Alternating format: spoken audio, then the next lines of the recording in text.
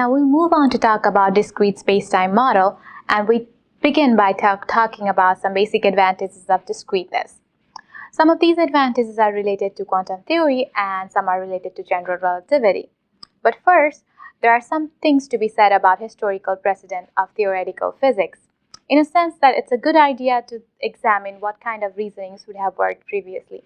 For example, by now everybody knows that it's a good idea to think about symmetry principles.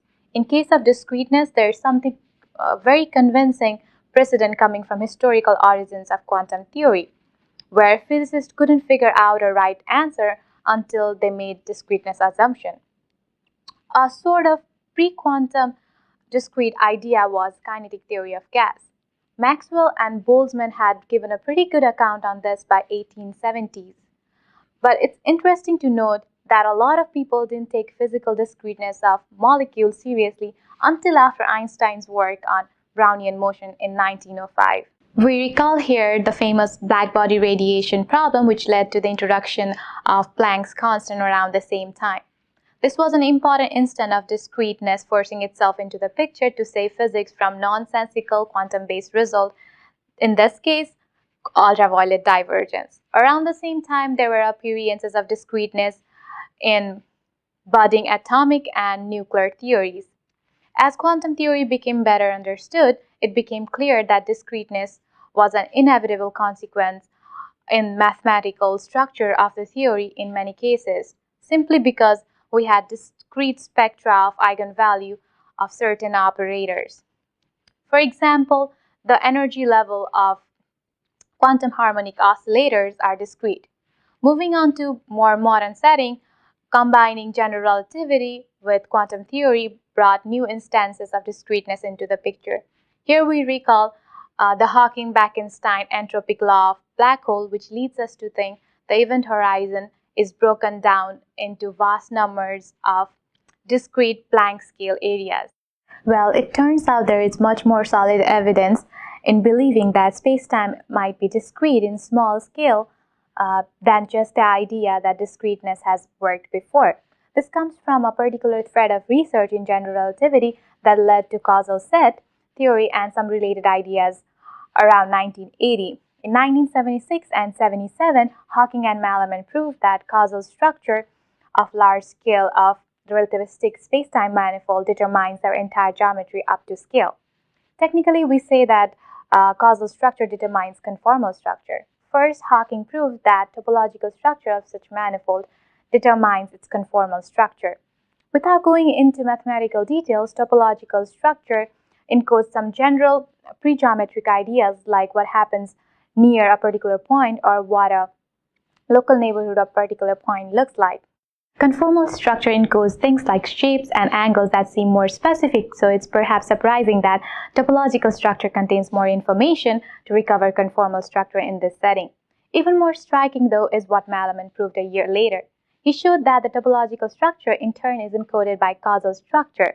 So if we know what influences what, we know everything about the basic topology and shape of relativistic spacetime. Only thing missing is scale data. Since the conformal structure doesn't encode information about the size, the conclusion is that seemingly complicated metric in general relativity is almost completely determined by a much simpler causal structure. So if we stay strictly in context of general relativity itself, working with real manifolds, that's as far as we can go. There's a gap between conformal structure and complete metric structure in relativistic spacetime manifold because real manifold does not come with natural notion of scale. Instead, one has to put in the scale artificially. Mathematically, this involves contrast between two notions. On one hand, there's a notion of how much, which involves measure theory. On the other hand, we have the notion of how many, which involves cardinality. For continuous object, these two are two different ideas. However, for discrete object, they essentially mean the same.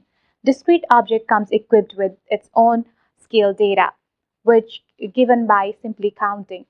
If spacetime is discrete, then it consists of many tiny little grains or quanta. To tell the size of a spacetime region, we can just count the number of individual grains.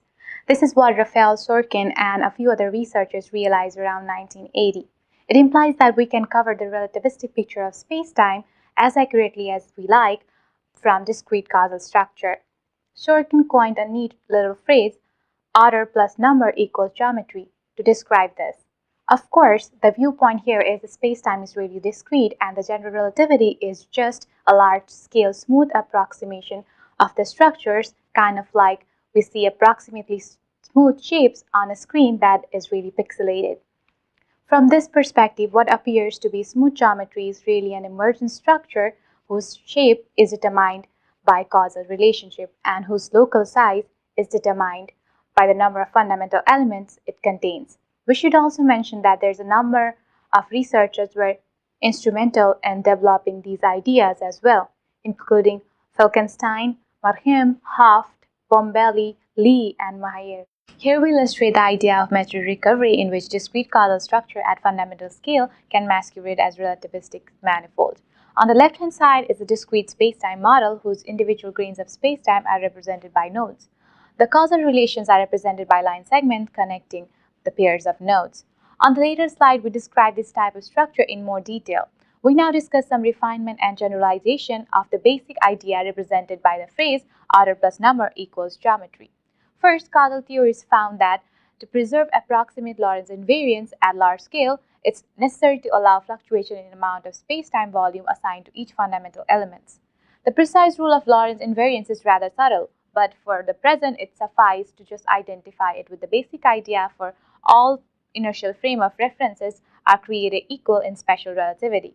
One of the major problems facing certain discrete models like lattice model is that they produce large violations of Lorentz invariance which are ruled out by experiments. So it's important that causal sets and similar random models can preserve Lorentz invariance up to sufficient accuracy. Another obvious point is that there are typically many different things we could choose to count in a discrete spacetime model. For example, the model shown right here, we could count the number of nodes, the number of relations, or we could assign weights to different nodes depending on how many relations they are connected to. So it's a good idea to keep an open mind about what counting procedure might determine the scale data. The general idea that such procedure should preserve is spacetime geometry is determined by causal structure. We could actually go further and say that physics as a whole is about causal structure. We call this statement the causal metric hypothesis, where the word metric is included because the whole idea arose from the fact that we can recover the relativistic metric from the discrete causal structure. Of course, in relativity, there is more to physics than just spacetime. There's also matter and energy. So the causal metric hypothesis potentially goes a lot further than order plus number equals geometry. This could be extremely ambitious, maybe a little too ambitious, so we allow the phrase to mean part or all of the physics depending on the context. If we mean to say that all of physics is causal structure, we call this strong form of causal metric hypothesis. Under the strong form, we attempt to model everything in terms of causal structure. We now briefly mention some ideas directly related to specific aspect of phenomenology in relativity and relativistic cosmology. We already touched on this topic of Lorentz invariance, and it's worthwhile to show how we can construct approximate Lorentz invariant discrete models for study purposes. This involves a process called sprinkling, which has played an important role in causal set theory. This process begins with a relativistic spacetime manifold such as Minkowski spacetime.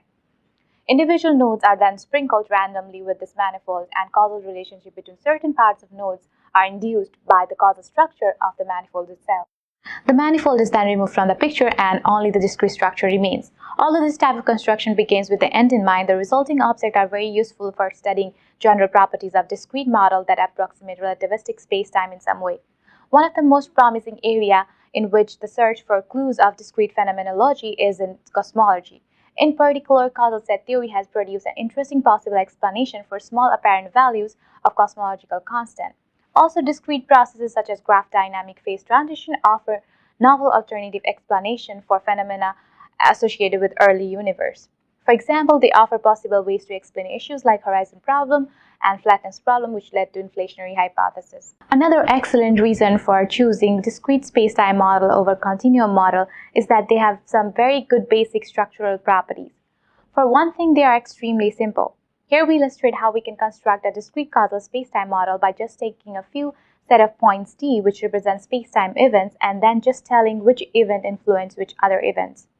Mathematically, this amounts to just defining a binary relation on D, which is a subset of Cartesian product of D with itself. Now consider how much more complicated it will be to construct a relativistic spacetime. We begin with the natural numbers, then construct the integers, which is a growth-in-T group of natural numbers. This is a zeroth K group of algebraic context. Then, continuing our algebraic viewpoint, we have to localize over the non-zero integer to get the rational numbers. In doing so, by the way, we lose the relationship between measure and cardinality. In a sense, how much no longer means how many. Then we have to take Cauchy completion to get the real numbers, which would seem pretty extreme if we weren't used to taking it for granted. Then we take the Cartesian product to get four-dimensional real space. However, then we have to glue together a bunch of copies of R4 to get a manifold, which by the way has no natural notion of scale and is useless in doing physics. So we have to equip our manifold with a metric tensor, and finally we can talk about geometry. But to do calculus, we also need to add connection, which is uniquely defined by metric only under additional assumption. So it's pretty miraculous that this all can be approximated up to scale just by direct causal structure. Of course, one of the most obvious advantages of discrete structure is that it automatically eliminates the problem with divergence, provided that we apply appropriate local finiteness condition. Each event has only finite number of direct causes and finite number of direct effects. There's more, believe it or not. There's a long history of trying to unify matter and energy with geometry, from Kaluza-Klein to Wheeler's geon to modern string theory. But one of the most aggravating things about using manifold to try to do this is that they are by definition the same around every point if you zoom in close enough.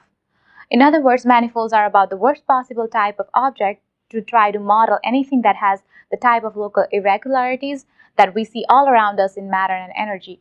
Discrete structure, however, can mimic general relativity in larger scale and shows a completely different structure in small scale. Different parts of discrete spacetime can look completely different when zoomed in. This gives us a strategic advantage when it comes to trying to model matter. Finally, there are some features that appear in discrete case that are completely new from the perspective of continuum theory. Since we just explained how simple discrete causal structure is compared to relativistic spacetime, it might be natural to think that we will lose a lot of structural sophistication if we just moved into discrete context. But it's actually other way around. Discrete objects offer more basic structural possibilities. One example is the distinction between direct and indirect influence. In continuum-based model, there is no such thing as direct influence because we can always find another event between any two distinct events. Ultimately, this is because of the interpolative properties of real numbers. But in discrete models, we can have different modes of influence, either direct or indirect or simultaneously both. This gives us more modeling flexibility. Another interesting aspect of discrete causal theory is that the space of relations between elements become very important for dynamic reasons.